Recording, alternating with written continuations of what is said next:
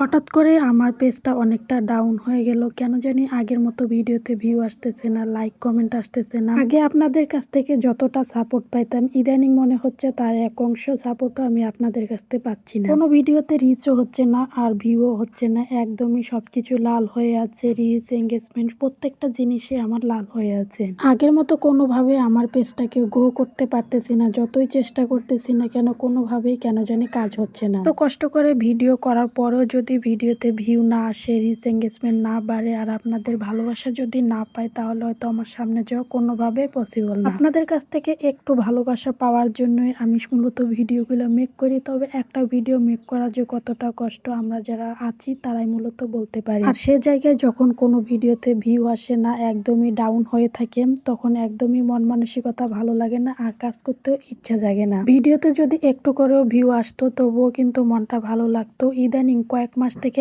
একদমই ডাউন হয়ে গেছে, কোনোভাবেও বাড়াইতে পারতেছি না। আমি শুধু আপনাদের কাছ থেকে এতটুকুই চাই, সামান্য একটু ভালোবাসা আর আমাকে শুধু আপনাদের পাশে রাখবেন, এতটুকুই আপনাদের কাছ থেকে প্রত্যাশা করি। আপনারা যদি আমার পাশে না থাকেন, আপনারা যদি আমাকে ভালোবাসা না দেন, তাহলে আমি কোনোভাবেও সামনে আগাতে পারবো না। সবার কাছে আমার একটাই চাওয়া, সবাই শুধু আমাকে একটু সাপোর্ট করবেন, একটু পাশে থাকবেন, ছোট বোন মনে করে। যখন ভিডিওতে একটু করে ভিউ আসে তখনও কিন্তু মনটা ভালো লাগে, আর ইদানিং কিছুদিন থেকে একদমই আসে না, আর কেন জানি একটু আমার ভালো লাগে না। আপনাদের ভালোবাসা ছাড়া আমি অচল, কোনোভাবেও আমার সামনে যাওয়া পসিবল না। তাই আপনারা আমাকে দয়া করে একটু ভালোবাসা দিয়ে পাশে থাকবেন সবাই। আমি আসলে অশালীন ভাবে কোনো ভিডিও মেক করি না, যতটুকু সম্ভব হয় সেভাবে আমি ভিডিও মেক করি। যদি হয়তো অশালীন ভাবে ভিডিও মেক করতাম, তাহলে হয়তো প্রত্যেকে ভিডিওগুলো পছন্দ করতো আর ভিডিওতে দেখা যেত ভিউ আসতো, লাইক কমেন্টও আসতো। কারণ মানুষ সবসময় নেগেটিভ জিনিসটাই বেশি পছন্দ করে, পজিটিভিটি কেউ পছন্দ করতে চায় না, এটাই হলো বাস্তবতা। আমি আসলে গ্রামে থাকি, তাই আমার টুকটাক যে কাজকর্মগুলো আছে লাইফ স্টাইল হিসেবে, সেগুলোই আমি আপনাদের সাথে একটু করে তুলে ধরি। আর প্রতিদিন বাহিরে গিয়ে ঘুরে ফিরে